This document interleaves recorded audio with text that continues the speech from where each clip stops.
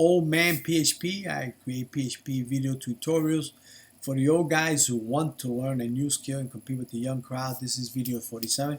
I want to go back to our last example, the contact form, the one with the BadWords function that only worked on that texture box or the text box right here. They only worked in the text area box. This is actually called a text area box, and this is called an input box and an input box. Okay, so we were working on this. Now see how it looked different on the other video. What I did was I added some more features.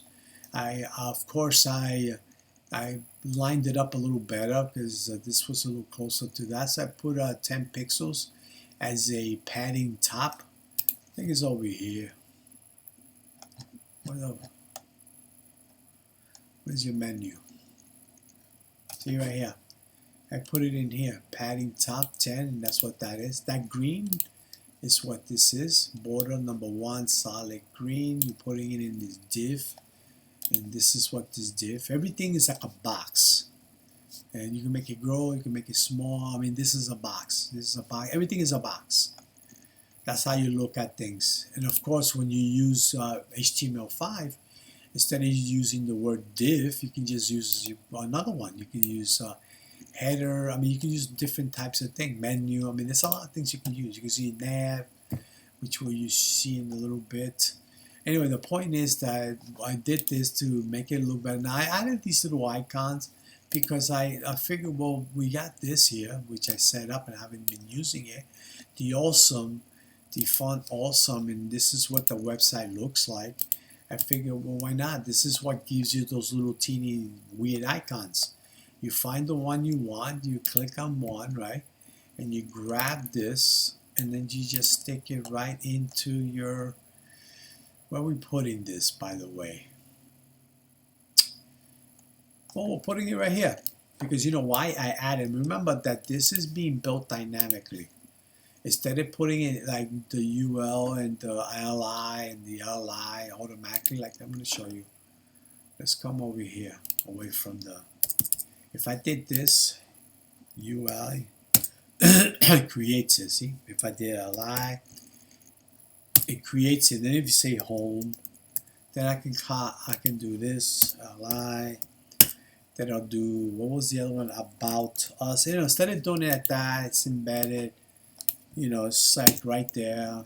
I wanted to make it more dynamic. Something that, those type of skills, that's going to help you out when you go to potential employers and you want to show up to your clients that want a website. So, of course, the first one that you're going to do, because this is only one time, you do this one time. The closing one is right here. You close it one time. Here's the div that you're closing. Here's the nav. And here's your header that we're closing. Remember, we have the header, the nav. That one means that everything that's between those nav, the start and closing element, it's all for the navigation. That's all it is. Everything that's between that is for the navigation. And what happens is that the Google search will look at, that's all. This is all for navigation because I see the word nav. And it kind of helps you out because they want to see, Google does not just want to see you that you're creating, making sure titles are in order and everything else. They also want you to have the logic done right. Yeah. And if everything is like the way you want it, you might end up being on that first page. And if it's like special and you got special titles and way, and you keep it up and several months happen, before you know, you'll be moved up to the front. My stuff has been moved up to the first and second page many times. So that's how they find you, okay? And so when you're search and you're in that first page, that's great, man. That is great.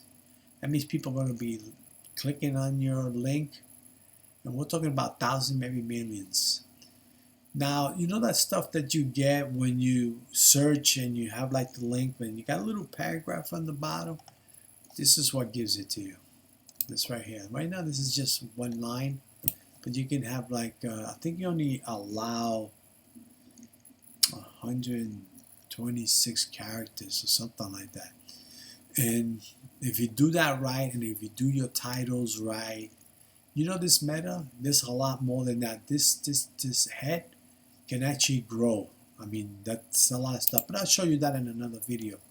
Right now we're concentrating on this wonderful looking contact form. You know, you can put a title there. You can say whatever you want, anytime, reason. But by the way, this is a real link. This link here, if you click on it, which happens to be this right here, has this little thing here that's called mail to. And when HTML sees the A, which is the anchor href, and sees that, it'll open up a little teeny, I don't know, where is it? Do I have it anywhere? Maybe I don't have it. I thought I had it. I don't want to end up hitting it because I don't want to. It's going to take some time. But anyway, just do it that way, and you'll see what I'm talking about. Right now, what I want to do is try this technique here. Remember, after doing all this and doing this automatically, which is great, you added this. This is an icon. Remember the same thing that I did here? I kind of put it here. You can put that anywhere. That's what that is. So this is the actual form. Matter of fact, I'm going to put all this. I'm going to put a link for this file, which looks like this. And I'm going to put it inside the one of the description down below. That way you can get to the link. Just copy it, paste it into your editor, save it into a name that you're going to recognize, and put it in the resource folder. All right, let's get to it. Remember, we're using jQuery because we already told it. This is a closure. This means that everything that you have here is actually sitting within one function. Now you think to yourself, but then how are you going to run this if you're not going to have any? Well, what happens is if you do it this way, and you put this two little parentheses, it tells JavaScript that run this right away. Have it set up, get it done. Instead of having just a function that you got to wait later and do this instead. Let's say if you needed to run this function, right? What do? You go like this, and semicolon, right? You do this, and it'll run that whole thing for you. But we're not doing that. We're doing it automatically. It's running everything automatically within the outside of that function. They call that a closure. You know why? Because if you have a function within the function, and that first function, the outer function, let's say, has variables, and you want that inner function to use it, you can use it because it's sitting right outside. As far as it's concerned, the inner function will look at those variables that's in the outer function as a global scope. You'll be able to look at it. But if you wanted to run that function, that inner function from the out, like for instance, if you kind of did this function, we'll call it A, B, C, like this. Let's move this a little bit up. Let's do this. If you did this and then you added another function like that, B, like that, and you wanted to use this one because it's a function, you go like this, www, like this, it won't work. Let's move this a little bit down. It won't work. And if you had variables here like $e, then here we can see this. It'll read it because it's inside. It's inside this function. It became that global. But this here makes it like that too. It's a global function. They call it the closure. So if you wanted to use this, you can't use it unless you kind of had it in there, like this. If you had it in here, I think I showed you that in one of the videos. If you had this inside the function, it'll run this function and then give you the results. But in this situation, you can't do it. It won't work. Let's take this out, but you get the message. And if they say you want to use, you can. You know what you got to do? You got to use this one first.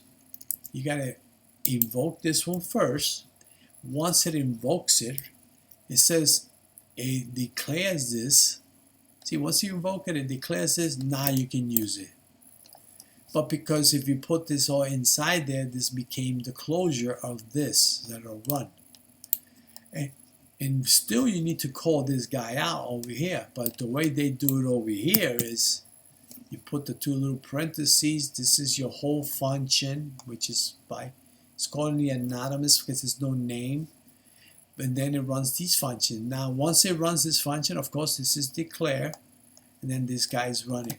So basically, the important thing here, now I made this whole thing dry. Remember before, I think I showed you that it had like, I mean, I counted from here to here, I counted like 12 lines of code. I mean, we don't want that. We want dry. We want things to be dry. We don't want to, don't repeat yourself. Like that. Don't repeat yourself. If you do that, you will. So I didn't. So I took out a lot of stuff. I took all the things out and I made it into a function within it. Of course, I added this. This is function. Then I added all these other things. And then this is the part that used to be down there and down here. I got rid of it and put it inside the function. But for it to work, you need this information. You got to get it from here, right? Because every time you pass on a parameter, which is an argument, and you pass it to a function, it becomes a parameter. You need that parameter to work. And you remember what I told you, this is a document, and you want to get those IDs. Remember, they all have IDs, which it happens to be these here, which represents each of these boxes, right? So if you have those IDs, then, well, let's not go too far.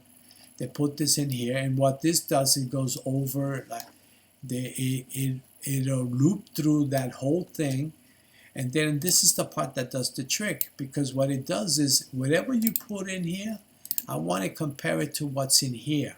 And if there's something in here that's what you put in a box, that becomes a true, meaning that, oh shit, it is, I'm sorry, that is true. So then what do? You take this text field, which happens to be these fields, and this is the value, any value that's in here. This is the actual value. I want you to make that value a nothing. Take it away. Zip. Right? But if it doesn't, let's say there's a word like berry or something nice, watermelon, and it'll just keep going straight down. That's it. It won't do nothing. Like for instance, if I went like this, let's try berry. See how I kept it? But if I said apple, which is a bad word, it'll take it away. Apple. See? But remember, by doing this and doing this, I cut down on the amount of code, which is real good for downloads. When you go into a URL and you put a URL address, right? And you hit it, it's gonna download to your box. Remember, your browser has an interpreter and it has well, compile, I always say, and it does its own calculations, right? So that means that if you did it like this, you're doing it within the browser. You don't have to worry about BadWords going into your web server. I mean, going through your back end, going somehow getting copied into a database. Because, you know, people do SQL injection or they'll put HTML stuff like that because people don't care. Some people, they just want to ruin you or make your life miserable.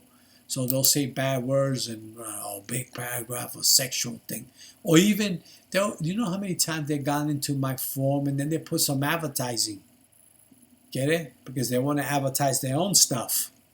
So what happens? They put it in there, but I want it in a way that the browser will take care of it. The Java will help me first, and if everything is in order, like a good name and the address, and I put something nice like I need help, it'll look at that. Oh, I need help, and it'll look at that and say, oh, there's no bad words.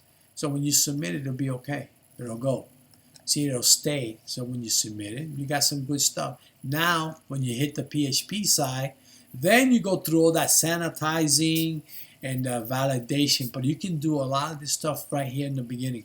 Even here, let's refresh this. Let's say we have nothing. Let's say I went like this and I jumped over here, and it's gonna come a little message is gonna pop right here in red saying, please enter your name. This is another way to making sure that people will enter information in the browser. And plus, if for some reason that didn't work, let's say sometimes that part of JavaScript did not work, and you hit the submit button, then what happens? The PHP will do the job for you, like the PDO and the MySQL will do the job, will do the validation, will do the sanitizing for you, and then throw it right back here. Send you right back here with what? With the header command. All right, let's get back in here. Now that we did this, we got this. This is how I did it. I put this in an array. Remember, these are the IDs for those boxes, and this is an array. This is how you read an array, right? With the square brackets. 0. This is 0. This is 1. This is 2. This is how I did it. Remember the key up. We're using key up. The moment you hit H and you raise your hand to go for another letter, that's a key up. But it doesn't find. It says, is H in here? No. Is H in here? No. So you could keep typing. But the moment you hit, like for instance, if I said A, it still stays. That's your key up. It goes real quick. This happens seconds.